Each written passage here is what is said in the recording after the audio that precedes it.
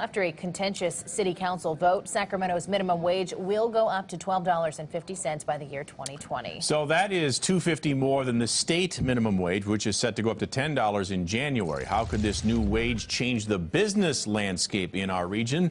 Derek Shore joins us live now. He's getting answers. He's live in South Sacramento. There was a lot of last-minute negotiating going on between business leaders and labor unions with regard to this new change, Derek.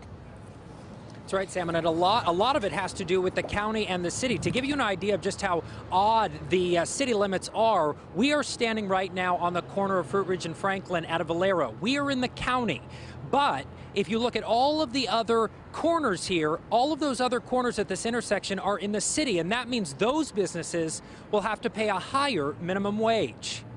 For those that run businesses like Jim Relles of Relles Florist, it's a tale of two cities, or at least two jurisdictions. We'll probably have to maybe lay somebody off or cut their hours back.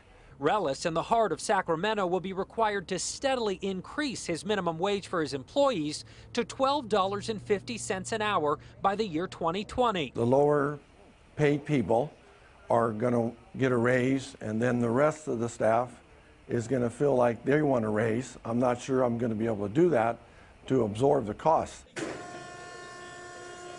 Over in what many would consider South Sacramento, business owner Marcus Gomez operates his clothing recycling center, literally about a block out of the city limits in Sacramento County. He will only be required to pay his employees the state minimum wage, $10 an hour, in January. To some extent, I'm relieved that I am in the county, but if I was in the city, you know, it's just something I'd have to deal with it. Gomez selected to give his input as a county business owner on the city's minimum wage task force, says while he would have liked to see the state address the issue, he's happy to hear the city is not going up to $15 an hour, which was proposed. I thought we did a really good job of coming together and compromising. Still, he thinks the decision could push business out of the city limits. They may want to relocate to the county. You know, they may want to go out of state. So while business owners in the city, like Jim Relles, crunch the numbers. When I heard about the minimum wage increase, it put a smile on my face, and it put a smile on everybody else's. People like Tracy Franklin are ecstatic. He works for minimum wage at a local grocery store in Sacramento. It's time. It's definitely time. And Franklin making another point that many who were in favor of the minimum wage rising up would be that more people have more money, and that means more people will be spending money.